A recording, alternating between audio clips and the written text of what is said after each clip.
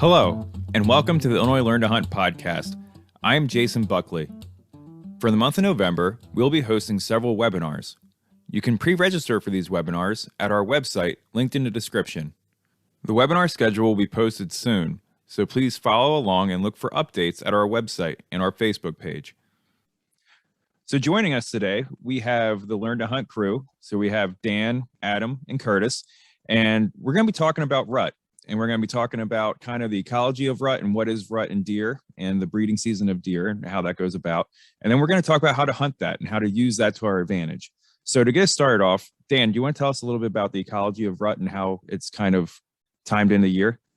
Yeah, sure. So just to kind of take a step back, I do want to emphasize how important rut has been for kind of the totality of Midwest hunters, right? So many of us schedule vacation time, planning, and all this process to basically get ready for this one portion of deer season. And the primary reason for that is because we do see typically a very substantial increase on the amount of deer activity, especially during daylight hours. And so we just want to focus today and just kind of dispel some common myths about rut, talk about a few strategies that we each use during rut, and hopefully that'll give you some information and some input that hopefully you can kind of use in your planning processes and your hunting strategies. But I like to take kind of a seasonal approach through rut. We can discuss rut as this concept of what it is, but it's really important to know that there's kind of multiple different stages of rut. There's obviously, a pre-rut period, there's kind of that peak rut, and then there's kind of a post-rut period where things start to again slow back down. But I kind of want to start off with what's occurring to deer, in the summer, and as the fall season starts to transition, what is changing in their body that is basically causing, the rut behavior to really pick up. And one of the big misconceptions that has been in the hunting community for pretty much as long as I've been involved with it, and reading magazines and books, and there's this theory that moon phases have a substantial impact on what triggers rut. But in reality, there's a very easily identifiable physical phenomenon that's occurring, and that is the photoperiod. And essentially the photoperiod is the amount of daylight that is there in a certain day, and that is what actually triggers this kind of hormonal responses in deer. And in bucks, you'll see testosterone levels start to increase as this daylight period shortens a little bit as we approach fall, and you'll see kind of peak breeding activity there in about the second week of November is what most people kind of consider peak rut.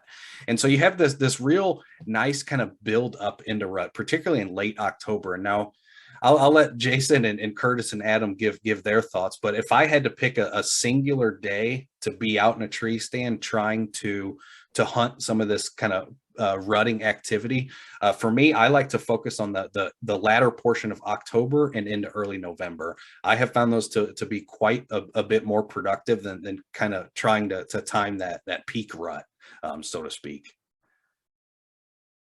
Yeah, if I had to pick one day to hunt deer, if I didn't have any other days to do it, I would be in the tree all day on November 7th. That's kind of my day it pops up right into my head. And I always seem to see a lot of activity, give or take a couple days from the 7th, but the 7th pops up into my mind. Yeah, I just look at the first week of November and see what my schedule is like, and see if I can get off at it. If it's during the week or something like that, I'll try to get off, or go out during the weekend, depending on when the first week kind of falls. I think this year, the first is on a Monday, so the weekend should be pretty good. The first weekend of November there.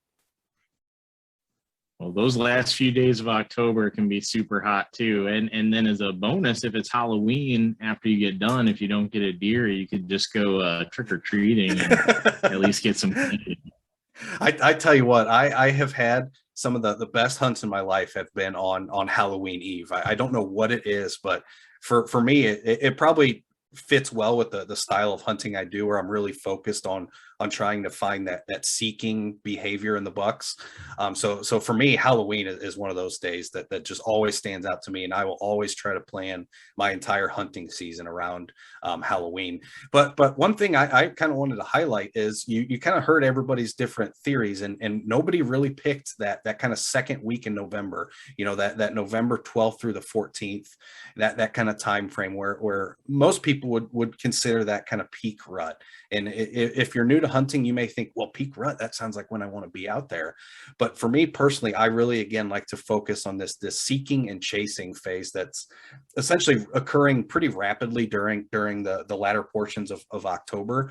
Again, we're starting to see that testosterone level start to increase in these bucks, especially the younger bucks. It's almost like, they're going through that first stage of puberty, and they're not really sure what's physically changing with their bodies, and so they're not really sure how to behave and how to react. And so you'll start to see a lot of the younger bucks kind of starting to pick up on a lot of this rut behavior a little bit earlier than some of the mature bucks will. And so late October and into early November is a great opportunity to get on bucks as they're chasing and they're seeking. So getting on the downwind side of doe bedding areas is a very common strategy in kind of late October, early November. Because again, these bucks have one thing on their mind. They're not worried about food. They're not really worried about water. They're worried about breeding as many does as they can. And so very commonly, they will just go and scent check these bedding or these feeding areas where they expect a large number of does to be. And they'll just quickly go through on the downwind side so that scent is blowing basically across the bedding area to the buck. And he can just skirt the outside of that bedding area without ever disturbing the does, without ever letting them know he's there. And he can quickly check to see if any does are in estrus and are receptive to breed. And if not, he'll continue his path and likely go check out other doe bedding areas. And so late October for me has just been dynamite. So going back to the wives' tales and stuff like that, my father-in-law, I love him, and if you've ever listened to this podcast, I love you. But he's mentioned moon phases to me before, and he's also he shot a nice 8-pointer. I don't know how old the deer is. It's hard to judge by looking at the photograph he sent me, but it's not the most mature deer in the world, so I'd say it's on the younger side. But it was still a nice 8. But he shot that on the 16th, so last Saturday that we're recording this, and I remember he texted me like, "Oh, rut's starting early this year. He came in hot." So what do you think was going on with that deer? Kind of what you just said. Yeah, I mean, it's really difficult to, without hearing the story and hearing, what that deer was actually doing during that day. But there's always the cases of young bucks who just they always start exhibiting some of these typical rut behavioral things that you typically see in later portions of late October and into early November. But oftentimes, some of these young bucks, they'll start, their rutting activity a little bit early. Now, there certainly won't be any does that are really ready or receptive to breed. But that doesn't certainly mean that they're not going to chase them around the countryside and try. Sure. Yeah. And right now, I mean, we'll talk about this a little bit later, but we are seeing some scrapes and some rubs popping up, a lot of rubs popping up. They have blown up in the past like 3 days, really. So, I mean, they're doing that already. So their brains are getting into it. Doesn't mean the does are caught up with them yet, but the bucks are definitely getting going. I would certainly say there's a lot of individual variability just amongst deer, which makes sense. The same with people or dogs or anything else you can think of. And, what is driven by the photo period is kind of the physiological responses and when those does are going to hit estrus, but that doesn't mean that all bucks are going to react the same, when those hormones start flying. So I definitely think there are deer like that start, they just get excited and start early. Maybe that was the first year that buck thought he could compete in his home range and breed some does. And so he's ready to get going, who knows? Mm-hmm. Yeah, for sure.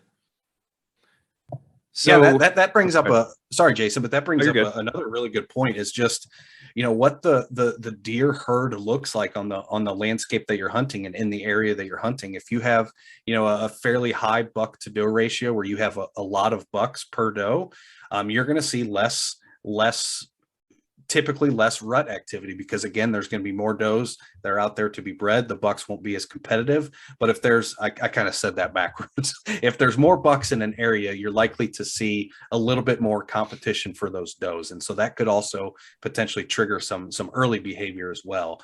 But typically, yeah, I'm focused on that latter portion of October, trying to really capture that seeking and chasing phase. That's really synonymous with basically rut hunting.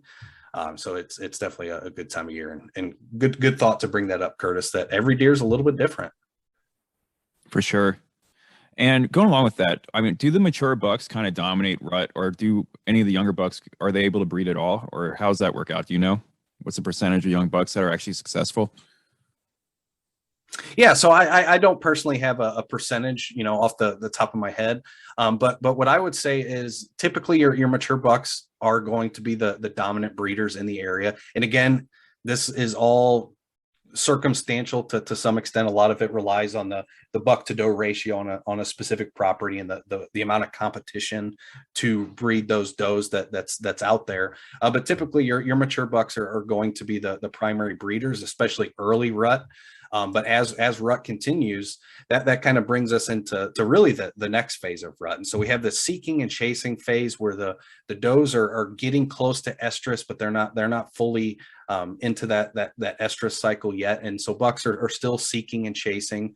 But then as the does become a little bit more receptive towards early to mid-November, that's when you'll start to see quite a few things change. And one of those big ones is the mature bucks are really going to really ramp up their activity, where prior to that, it may have been some of these younger bucks, like we mentioned.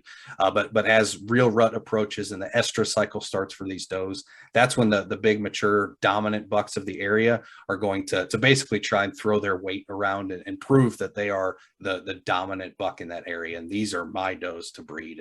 And so that's kind of the thing you'll be seeing there. So I guess just to kind of summarize, I don't have an exact percentage. It is variable, but it typically follows along a path that the mature bucks are going to try to breed first. And then as they're off breeding with that other doe during what I call the tending phase, he may be with that doe for 24 to 48 hours, just locked away in a thicket somewhere, and they'll breed multiple times. He will stay with that doe for that entire time. And so that's when you'll start to see some of the younger bucks or some of the less dominant bucks in the area be able to pick up other receptive does as well.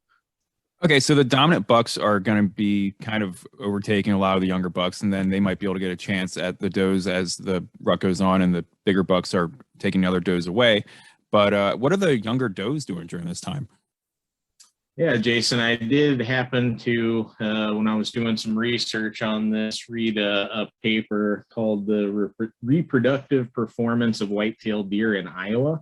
So not in Illinois, but still a Midwestern state. The dates might be a little bit off, and it did look at that a lot. And while Dan was talking about earlier, we don't really know a whole lot of the percentages of which buck is successfully breeding, but it's a lot easier to tell which doe is successfully breeding. And so we do know quite a bit about that. And in this particular study, there was definitely a big increase with reproductive success as the doe aged. So for example, in this study, the 2.5-year-old deer had significantly higher pregnancy rates. So they were really high, up around 80%. And then the average number of fawns per doe was getting closer to 2. It was between 1.5 and 2. Whereas the 1.5-year-old fawns, that number of fawns to doe was much closer to 1. And the percentage that were successfully bred was reduced as well. And then when they looked at the actual fawns, so the doe fawns that are less than a year old, they were very variable. It was over half of them that did get successfully bred, but the date that they were bred ranged from mid-November all the way until January, and the peak was December 3rd through 18th. And again, this was in Iowa, not in Illinois, and that was the fawns. But that's pretty interesting, just that the fawns have such a different average than the older does, because I think the older does, the average was right there in the mid-November area. And then the fawns, the average date of them becoming pregnant was December 3rd through 18th. So that's pretty cool. That is Sure. cool, and that's kind of interesting because that ties in, really closely with this concept of a second rut, right? So Yep. we have this first rut that comes and goes, and then we have the second rut where all the does who basically were unsuccessful breeding or didn't get bred for another reason, they will re-enter that estrus cycle. So to me, it almost sounds like those. At that point, I guess the fawns would be 6 to 7 months old. So at that point, I guess they're probably sexually mature enough that some of them are starting to enter that estrus cycle during the second rut. So that's really interesting. So if the fawns are breeding almost in the first year, and you said over half of them are successfully bred, at this point, if you see a doe with fawns in the fall, would you say it's safe to say that if you shot that doe, the fawns will be likely to survive in the wintertime? Yeah, I would say there'd be no impact at this point. If anything, it would be beneficial because you're basically reducing the herd in that home range and allowing more resources to get down to the fawns. So going over rut, we talked about there's really two phases. There's the seeking phase and then the tending phase. And so the strategies that you use for hunting are really going to be in the seeking phase, because the tending phase, the bucks and does are all kind of away breeding and they're not moving around as much. So your chances of running into them aren't as great. So that seeking phase, what are some strategies you guys use for the seeking phase? So Dan, you said you like to be out during Halloween. So what is the strategy that you might use that day to try to get a buck in front of you? Sure, that's a great question, and I should clarify. A lot of the hunting community does have different segments of rut than we kind of identified here. A lot of times you'll see people separate the seeking phase from the chasing phase. I kind of lump them all together because strategically, I don't really change too much about the way I'm hunting or where I'm hunting, depending if we're in that seeking phase or if they're actively chasing those does around.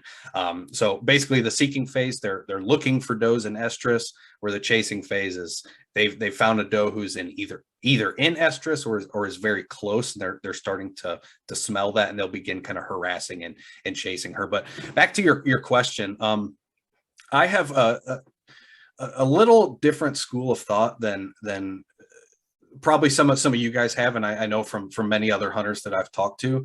When I approach kind of this late October, early November, this kind of seeking chasing phase, I do it from a very non-aggressive approach, right? There's a lot of people who will be out there using calls pretty much all the time, using different scents and lures. I personally like to be a lot more just unaggressive. I don't like to push the envelope that much. And so for me, there's kind of two schools of thought when it comes to calling.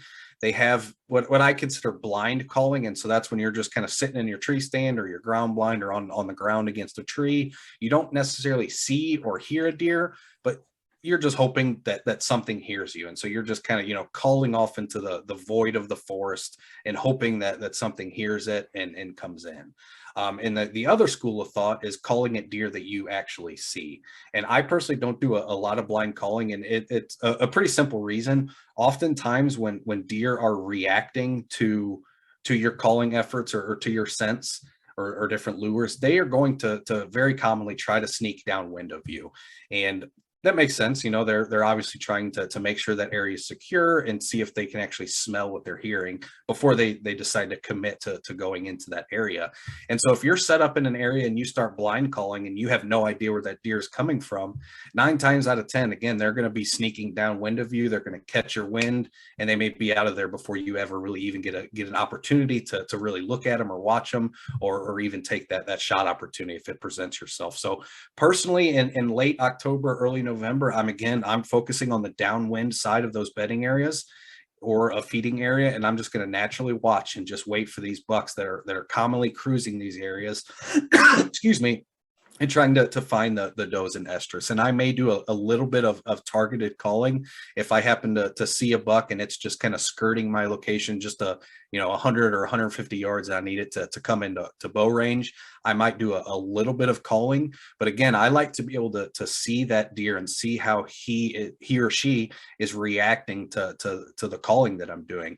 And a lot of times the body language of that deer is going to tell you a lot. And so I like to use very subtle grunting. So just a very small, just just to try to get that deer's attention. And I'm always watching his ears. I'm always watching his body language. And that, again, that'll tell you a lot about what his next move is going to be. If he's a very dominant and territorial buck and you see him, the second you hit that grunt call, he turns his body, he looks right at you, his hair kind of puffs up and his ears pull back. At that point, I'm pretty much grabbing my bow, because chances are that he's fired up and he's ready to come in. And those are kind of the things you miss out on by just calling into this void and using this blind calling approach.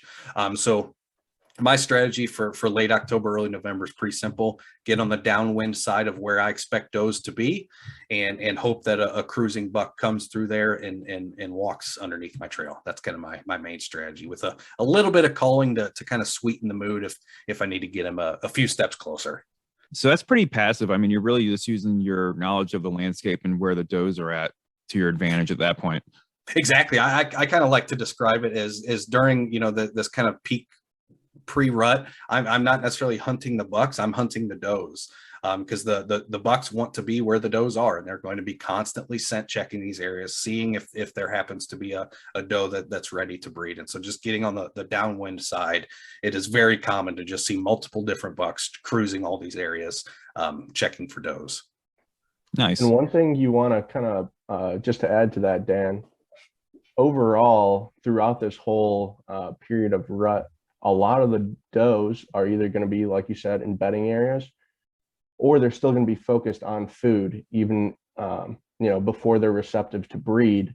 So if you're not hunting those doe bedding areas, definitely oak flats still, or trails out to bigger ag fields are still areas where those does are going to be. So I just wanted to point out that's mostly what the does are still focusing on at this time period. Yeah, exactly. They're still in kind of that, that real basic and simple bed to feed pattern. And obviously, like you mentioned, we've seen a lot of the row crops been harvested the past few weeks. And so we are starting to see a pretty drastic shift in deer kind of feeding behavior. They're starting to shift, off of these peripheral agriculturally productive areas, and they're shifting back into the forest and feeding on the big mass crop, especially this year. My gosh, I know we hit on it last episode too, but the acorn crop this year just appears to be incredible. And so I think we're going to see a lot of deer concentrated on, like you said, those oak flats or some of these ridges that may have a high abundance of oaks.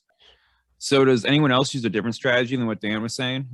Maybe more aggressive, or tried any of the more aggressive tactics that we see? My strategy is pretty similar to Dan's. I mean, if you are going to use calls or scents or anything, that is the time to do it. Mm-hmm. But for me, that's like the Hail Mary pass. Because it's all about being in the woods at that time of year. So if you start to get to a point where you've sort of lost confidence in your hunting area, and utilizing that stuff restores it, I think that's probably its greatest utility. Because calls can be effective, but for me, they've been non-effective way more often than they've been effective. Isn't that the truth? Yeah, I would definitely have to agree with that. Especially when I was younger, I would definitely, watching hunting shows and on TV or on YouTube, you always see those videos and they're just rattling the antlers as hard as they can. They have, some big buck walk in, of course, perfect right in front of them, 20 yards, give them a perfect broadside shot. So I can't say I've never messed with the more aggressive approach, especially when I was younger. But now when I'm getting a lot more experience with deer hunting, I tend to be on the more passive side as well. It seems to me like you see a lot more activity and you're doing a lot less scaring away of deer than bringing them in. Sure. Yeah. I just want to kind of reiterate. I really like the way Curtis described that, as he kind of views it as this Hail Mary approach, and I think that fits my strategy pretty much to a T. So my problem last year was that I was seeing deer, but they weren't where I wanted them to be at on the days I was there, because I had a trail camera there, and they would come by where I was sitting at. But on the days I would sit there, I'd see them off in the distance, and especially during rut. I remember I was there on a Wednesday of last November. I think the first week of November, I was there on the Wednesday, and took off work, and I saw a buck chasing a doe. And I would make a burp, burp, burp, trying to get him to stop. And both of them just ran right by me. I mean, there was no stopping them. They were trotting, and he was right on her. And then the same day, same afternoon, I saw two bucks fighting each other. So it was awesome to be out there and seeing all this. Cool. But they were all far away. And then I also saw another buck cruise by me too, and he was about 40 yards out. So they were all moving around. And something that I wish I would have done would have been using a scent drag line. I think might have gotten, especially that one buck I saw cruising who was 40 yards out. And I think he was actually one of the ones that went over and fought the other one. I think because he went over there, and then shortly after that's when I heard and then saw them kind of run around as far as I could see in the woods. So I don't even know how far that was, but they were probably 75 yards away. But yeah, so if I would have used a scent drag, maybe if I would have put like a doe urine out or doe and estrus scent out and drug it across where that buck was walking at, which is basically the walking path I used to get up there, and brought that over to my spot off the trail, he could have hit that scent and then followed that and walked right over to me, because I do know that does work. And you can also use that on scrapes, where you would go to a scrape and kind of drag and put it in the air, drag it from the scrape, put it on a cotton ball or something, and drag it with a little rope behind you and drag it over to where your shooting lane is at. And then you can have a buck follow that to where you're at. So I wish I was doing something like that. I think I would have had better luck getting them to come where I needed them to come last year, because I was seeing them, but they weren't coming near me. Sure. And that can be the real challenging part about deer hunting this time of year, especially when they go from that transition of the seeking phase to actually chasing, where they're actually, harassing does and chasing them across the landscape. It can be very difficult to pattern them. And that's kind of why I mentioned earlier, I don't really change my strategic approach as we get to this chasing phase too much, just because it's very unpredictable, right? That doe, she will try to hurt everything in her power to avoid that bucket if she's not quite ready. She'll run across the countryside. She'll do a little slip and cut back and try to break, the line of sight, so he loses track of her. And it just turns into complete chaos in some instances. So yeah, that time of year, it can be very challenging to get them to come, that last little bit. And like you said, when they're fixated on a hot doe that's ready and she's in full estrus cycle, you can jump up in your tree stand and you will not pull that buck away from the doe. He's pretty much glued to her 24/7 at that point. Yeah, he was within a body length of her. I mean, there was no getting him off of her. He was chasing her. They were running around like crazy. And then 15 minutes later, they come running back the same way they came. I mean, they were just running all over the place. Yeah. I'll tell you a quick story. It was, I think the year was 2015 or 16, but I was hunting a piece of property in northern Missouri, and it was October 31st. So it was that Halloween day. And this is one of the reasons I like the day so much. But I'm up in my stand. It's about 1 o'clock in the afternoon. And if you've been around hunting for quite some time, most of us expect most activity to be, right at the beginning of the hunt and then right at the end of the hunt. But during rut, everything changes. And so at 1 o'clock, I'm sitting there, I hear a few twigs break, and then all of a sudden the countryside just lights up. And this doe runs, and she's got 4 different bucks all chasing her. And I was so flustered at the time, I really didn't know what to do. There's so many different bucks around. And finally, one buck came into range. I grabbed my bow. I went to draw back, and my arrow wasn't knocked on the string all the way. And so the arrow actually kind of just fell off the bow. And I was in an old metal ladder stand, and that arrow just plinked every single step on the way down as it hit the ground. That buck was at 15 yards, and he didn't even notice. He didn't care. I had time to grab another arrow, knock, draw, and then shoot, because he was so fixated on that doe. And that just kind of highlights, what you're talking about. When there's a hot doe in the area, you are not going to pull a buck away from that. And that again comes back to the blind calling versus targeted calling. If I'm blind calling, I don't know that information that a buck is with a doe. Where if I'm targeted calling, I can see that buck's chasing a doe. So chances are I'm not even going to call at him. He's going to do his own thing. If I call, I may just disturb that doe and cause her to go elsewhere, in which case he's going to follow. Yeah, in the past when I've tried it, again, I haven't had luck on it. I know other people who have, especially my dad.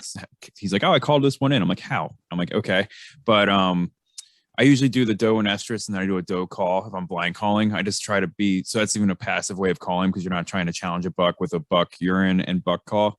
So it really depends. And we go back and talk about every deer is different. Every day is different for a deer. Some deer might that day be in the mood to defend its territory, and other times not. So going with an aggressive route could totally pay off. But as Curtis said, it's kind of a Hail Mary situation. When it does work, it's super exciting. Yeah, it is about as exciting as hunting. It is unreal. And then you'll swear about that for several years. Cool. Has anyone tried rattling before? I mean, I know Adam mentioned it, but has anyone brought in a deer rattling before? I haven't tried it very much. I've done it a little bit. I harvested about a 3.5-year-old 8-pointer in central Illinois a few years ago, rattling.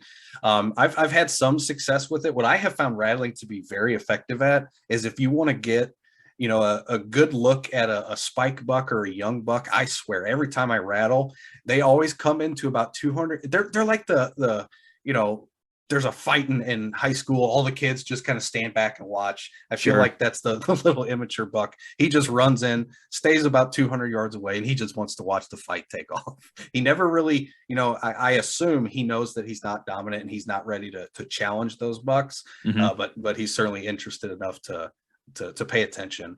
But I've had real hit or miss with it.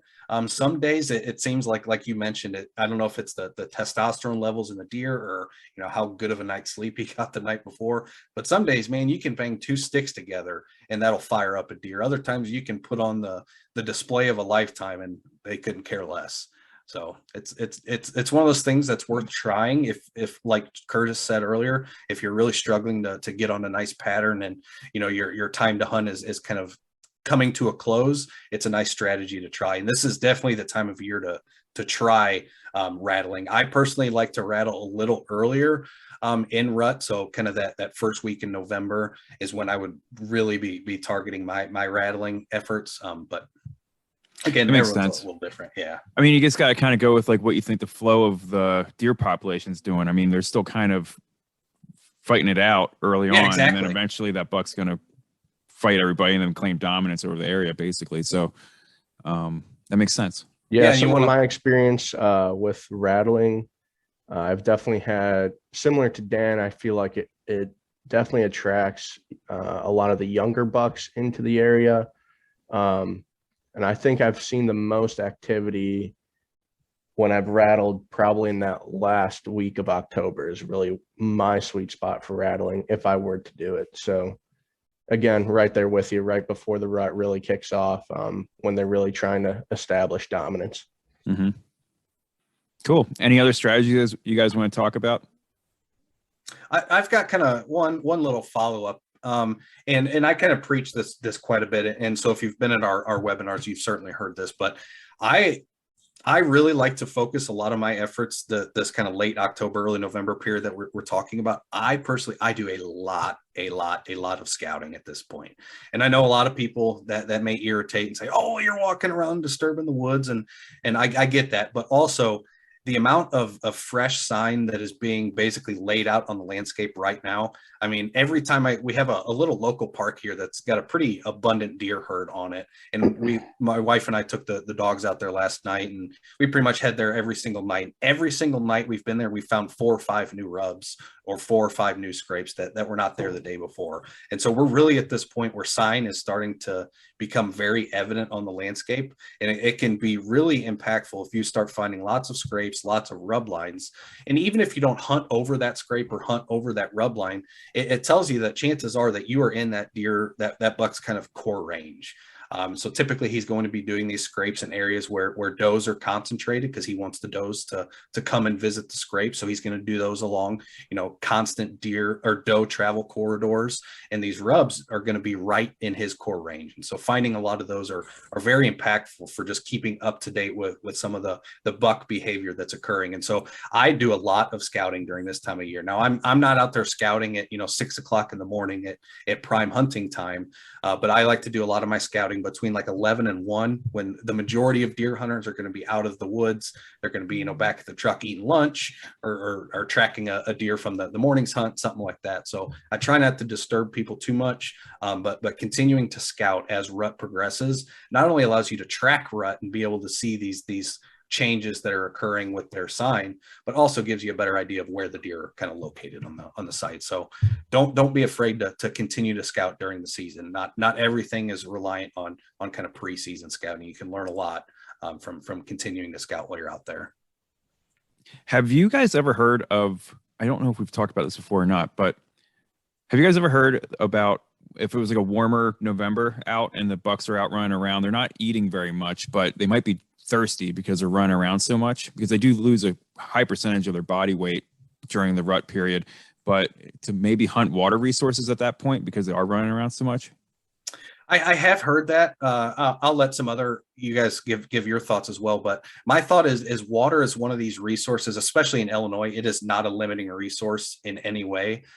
Especially a lot of the public sites I hunt, there's creeks, there's little ponds and pockets. And so I don't really focus too much on water, just because, again, it's not the most limiting resource. I'm really focused on what's that limited resource. And during the peak rut or pre-rut and rut, that limiting resource is going to be receptive does that are ready to breed. That's going to be the limiting resource for bucks. And so that's kind of how I focus. I don't focus too much on water. Okay. Yeah, it definitely never hurts, especially if you can find like one of those creeks or ponds that's adjacent to, a thick doe bedding. They might just have a little bit of more reason to be in that area. But like Dan said, yeah, there's just so much water around here that it's not a limiting factor. But, it could just be that habitat break that they need, that they really like, the edge of, or something like that, something that makes them travel through that area. So definitely don't overlook it, but it's not 100% necessary, especially in Illinois. Yeah, I just remember last November it was like 80 degrees outside, and I just thought that might be enough to make them thirsty. It certainly made me thirsty. I remember that first weekend of gun season, we were out there in t-shirts, and oh my goodness. I know, there's photos of us dragging our deer out in t-shirts. It's insane. Hopefully that trend doesn't follow this year. I think that covers most of the strategies that we've either used in the past or have heard about. So let's move on to the hunting report.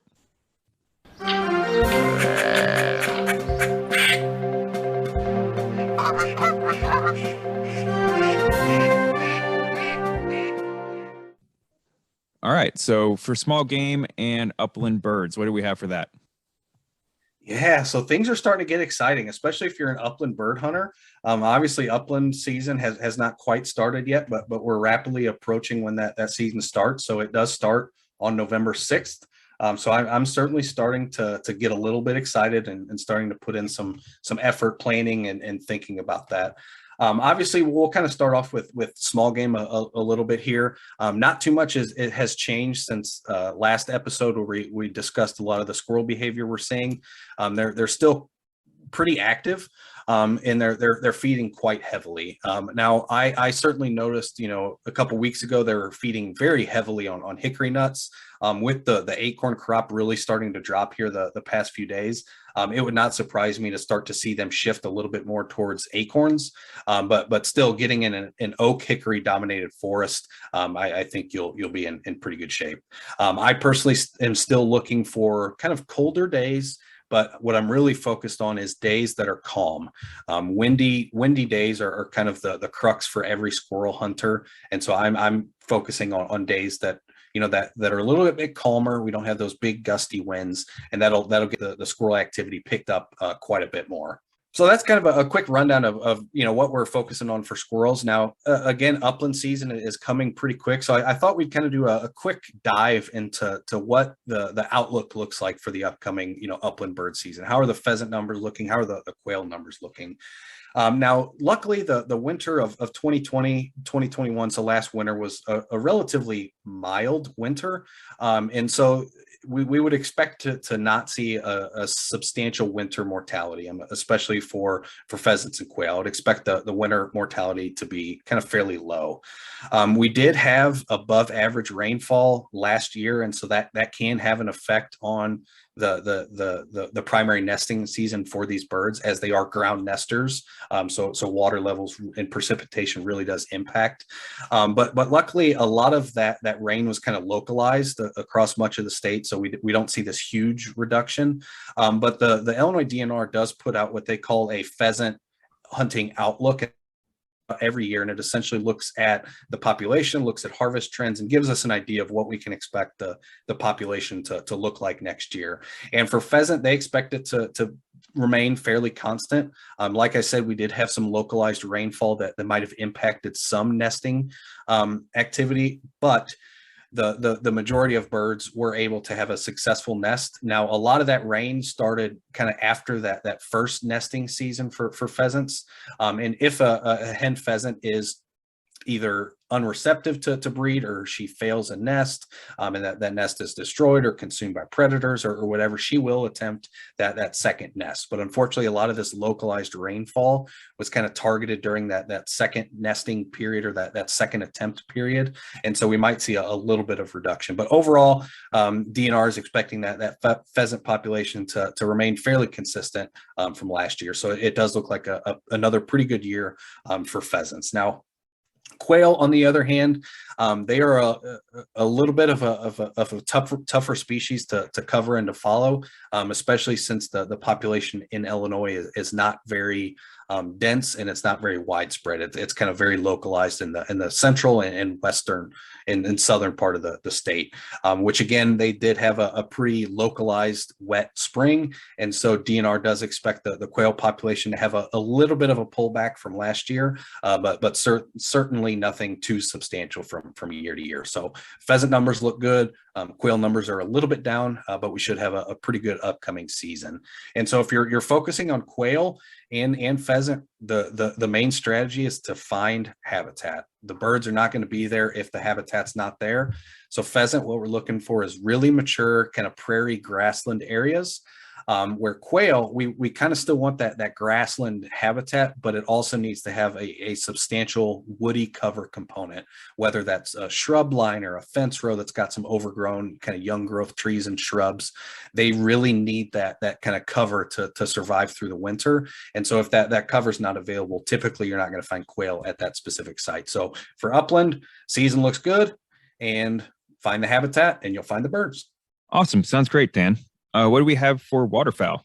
Right, Waterfowl Report. So stuff's getting real now, because up in the north zone, so the top of Illinois, duck and goose season starts October 23rd. So right now, and then here in the central zone, where we are in Champaign County, October 30th will start our duck and goose season. So right there in the openers, everything, all ducks and geese will be open except for white-fronted geese.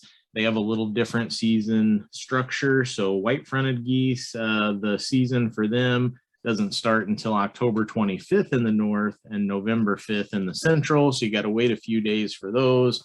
A lot of folks call them speckle bellies, but basically we're here. Everything is right on our doorstep. So I checked the Mississippi River conditions in Illinois, and it looked like the water was rising pretty good and early and into mid October, but since it has started to go back down. So it's going to depend on what kind of precipitation we get from now until through the season to see what our habitat's going to look like. But one reminder I did want to throw in here is that changes to daily procedures at any of the Illinois DNR waterfowl areas are possible.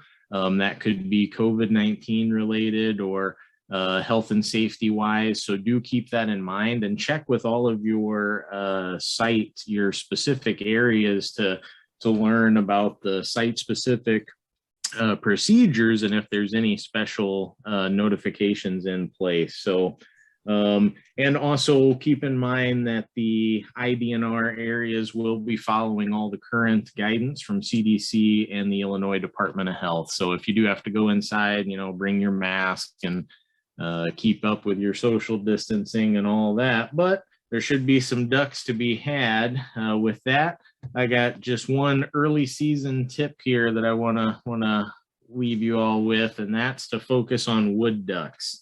I really like hunting wood ducks in the early season. One, because all the marshes and big lakes and rivers are crowded with people in the early season. And with wood ducks, you can find some of these smaller little bodies of water right in the woods, or even little creeks, little streams, especially if they've got oaks nearby. We already talked about it today. The acorn mast is looking really good. I actually walked up to a little pond in a forest here a couple days ago, and I don't even know how many wood ducks were on this little bitty pond, but I think if another one landed on there, the water was going to start toppling over the dam. So it was loaded down, and it's an excellent time to go out. You got a 3-bag limit for wood ducks. Go out and have you a couple wood duck hunts while they're here. Get away from the crowds. And then we'll be getting into the marshes to chase mallards soon enough. So that's my early season tip. And good luck to all the hunters out there. Don't sky bust. Keep it safe, and hopefully get some birds dropping in the beaks. Yeah, I tell you what, the past few days, this kind of cold front that came through, it's really starting to feel like waterfowl weather. We're certainly getting there. I'm excited for these birds to start pushing down. Oh yeah, they're thinking about it for sure. Fantastic. Yeah, I remember we were with Curtis when we were over at the forest there. He came back and he's like, I saw 25 take off, and then I saw another 25 take off, and then I saw another 25 take off. And he's like, man, that's awesome. It was a lot. Yeah. Just a little bitty pond. I mean, I could have threw a bowling ball across it, I think. I mean, it was like maybe 50 feet across at the widest part. So a really light bowling ball. Yeah. There you go. Now, what do we have for our deer report? I tell you what, deer season is here, and it is starting to get exciting. Obviously, we've pretty much covered the rut pretty heavily in this episode, so there's not too much to kind of continue to discuss. But I know, Adam, you harvested a doe last week. Can you want to tell us that story and how that played out? Yeah, sure. So haven't gotten into bow hunting here just too heavy just yet. Been out a few times. And luckily ran into a doe this week and definitely got some meat in the freezer. So that's nice to get that off the list. But I'll give you a little bit of the story. Decided to go over here west of Champaign to one of the little pieces of public land we have that we're all pretty familiar with. And I was going to plan on hunting, of course, trying to find some food. Again, these does, the deer in general, but the does especially, are still on that bed to feed pattern.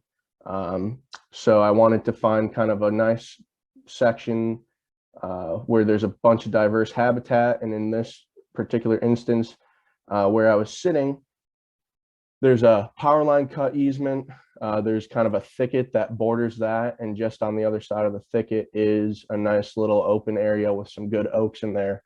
And I tell you what, the acorns were raining all evening, practically hitting me in the head. I was on the ground with my compound bow. I didn't want to go too crazy, just tried to keep it simple and put some meat in the freezer. And that's exactly what happened. Had a doe walk in about an hour before dark, just coming to feed. Saw some deer in the distance too, but this one got especially close. Ranged her at 19 yards, and she was quartering away really hard. Of course, came out of that thick stuff. Again, this is a neat little area. It sets up a river. There's a river that borders the ridge. There's that thicket where I assume the deer was bedding. And then, of course, this nice little open section with oaks. And she came out of the thick stuff, presented me a perfect quartering away shot, and was able to harvest that doe and drug her out that night. She ran about 100 yards. So pretty easy track job, and got her butchered and cut up in the freezer that night even. So it was definitely a exciting time, and made me really knock the dust off for sure. So I'm ready to do some buck hunting, and excited to be back out in the tree. Oh, congratulations, Adam. That's a pretty cool story. I know, Jason, you got out a little bit too. How'd your hunt go? Yeah, I got out, and it didn't go as planned, unfortunately. So I was hunting on a ridge I usually hunt on, and I was expecting the deer to come along a CRP field, but they actually came on behind me, which I've planned for because I have a clear shot, and they basically came up the walking trail, not deer trail, but the horse trail that the horses use out there. So they came walking up that, and it was about 6 o'clock. So I got about a half hour of light left and 20 yards, nothing between me and her.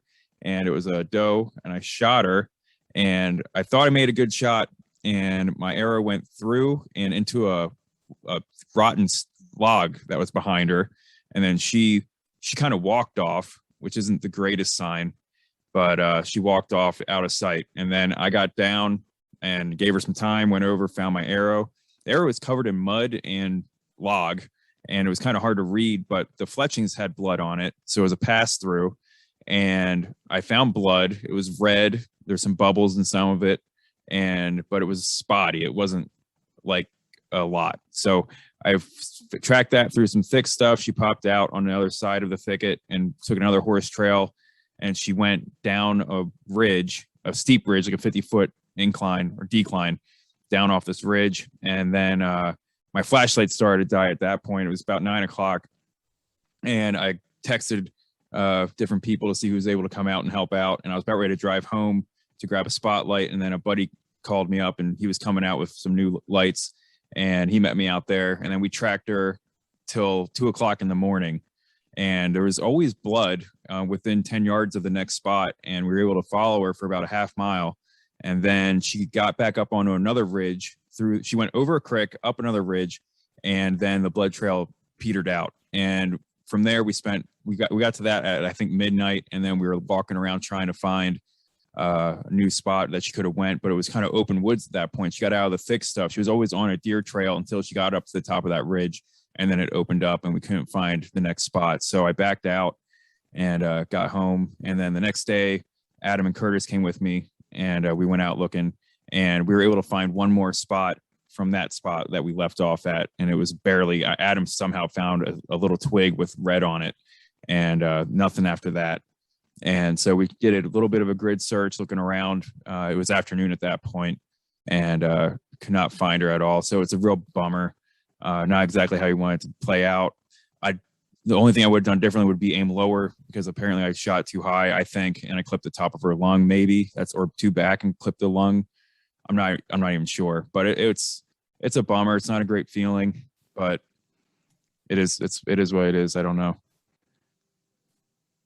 Yeah, that's really, I mean, obviously hunting isn't always perfect, and there's so many variables to think of, especially when you're in a tree stand and you're archery hunting, how close the animal is, the degree of the shot from, you being up in a tree and how high you are. There's so many little variables.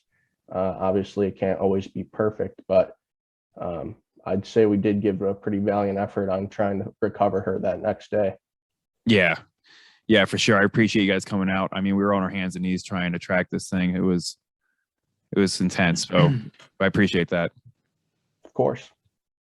Hey, no worries at all. I found a bunch of mushrooms. It was good. Yep. You saw the wood ducks. I mean, bummer about the the deer. Though. It is a huge bummer about the deer for sure. I mean, that's not how it should have went. But one other bonus of being out in the woods at midnight, I did have a flying squirrel almost hit me in the head. And I've never ever encountered a flying squirrel at night before. That's cool. I've seen one in an attic once, but this thing came flying out, and by the time it got to where my headlamp was at, it was basically vertical, and it was landing on a tree right next to my face, and then it scurried up the tree about as fast as a chipmunk can run. So I mean, this thing took off up this tree. So that's up there for one of the cooler animal encounters I've had. Yeah, that's pretty cool. Not many times do you get to just spend, an entire night walking around the woods and observing wildlife that, it's normally asleep when we're out there. So that's cool. Yeah. So hearing coyotes calling, hearing owls hooting. There was times where me and my buddy was kind of taking a break and turned our lights off and just sat there for a second, like, man, just contemplating on what to do next. And then just sat there and tried to enjoy what we could with the evening. But yeah, it is what it is. I mean, you learn from it and try to make a better shot next time. Sure. All right. Well, I think that does it for the hunting report.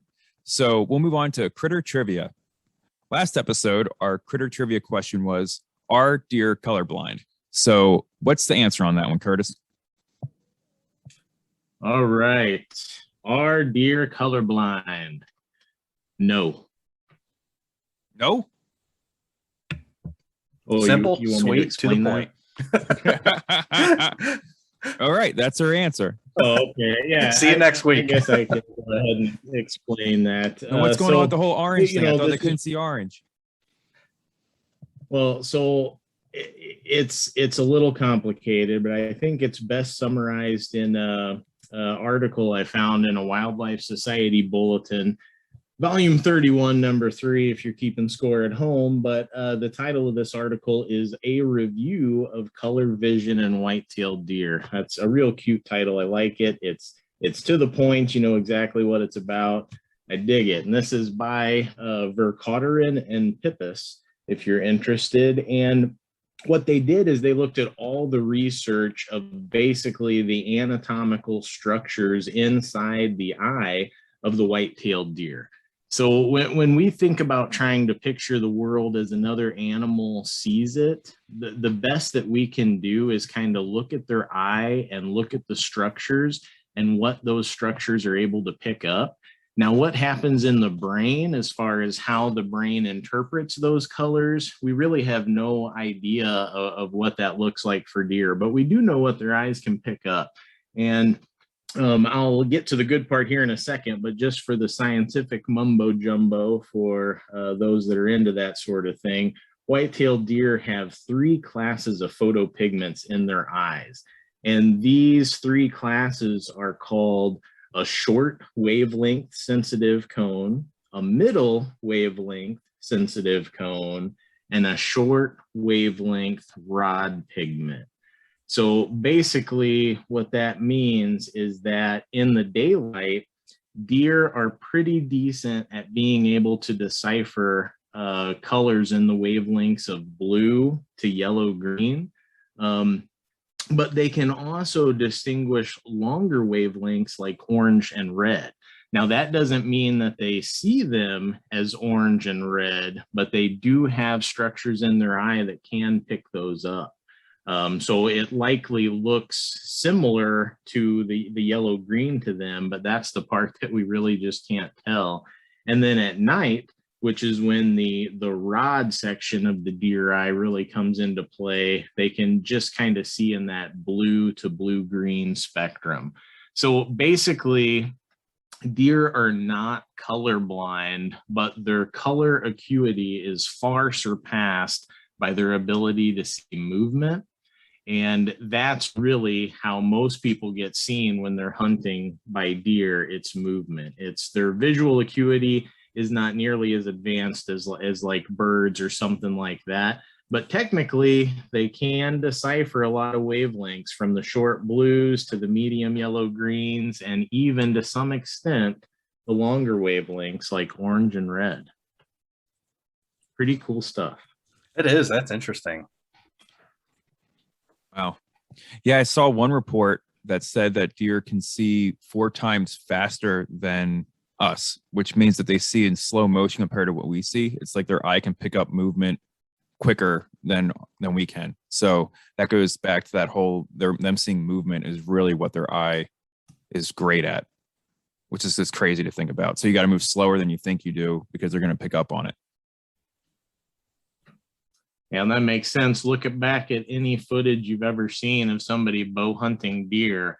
And from the time that they hit the trigger on their release, that deer generally drops a couple inches before the arrow impacts. And that's at less than 20 yards. So you're talking, I mean, that's way faster than any human's going to react. Mm-hmm. Yeah. You always think about how do they jump the string? I always thought it was because they could hear it, but I think they could see you move. And that's what they're really doing. I mean, it's crazy. All right. So, Curtis, do you have a critter trivia question for us to use for next podcast? All right. Critter trivia question of the podcast. Yes, think this is a good one. I like this one. So, name all of the introduced species of birds that commonly breed in the ABA area in order of ascending relative abundance. What? Whoa. I don't even know if I could get You that. guys like that one? What is the ABA? I mean, you know, area? you're starting. Or this is no Well, longer I mean, you learn to could say hunt the podcast. continental U.S. Yeah, you know, it's you know, it just excludes Hawaii. The dry tortugas are in there. I mean, if you guys don't like it, we can do a different question. But I mean, it starts with pigeon. You know, obviously European starling is way up there, and then pheasant, all the way down to Himalayan snowcock in Nevada. So all right, we can do another one. You guys don't like it? Oh my gosh, I have been to the dry okay. tortugas, but that's another story. Okay, well, we can edit all this out, right? Okay. The real critter trivia question of the podcast. Name the species of migratory waterfowl that does breed in Illinois that was impacted positively by the use of artificial nesting boxes beginning in the 90s and is a bird that you can harvest right here in the state. Name that bird. Ooh, that's a good one. I like Much that one. better, much better. Yeah. Yeah, one That's bird. better. That's One better. bird answer is a good one. A list of birds is a little tough. All right, Great. Well, thanks. We'll go your route. All right. Thanks a lot, guys. Thank you for listening to the Illinois Learn to Hunt podcast. We'll have our November webinar schedule up soon, so follow along at our website and register for any that you're interested in. If you have any questions, please email us and we'll be happy to get back to you. Thank you, and we'll talk to you next time.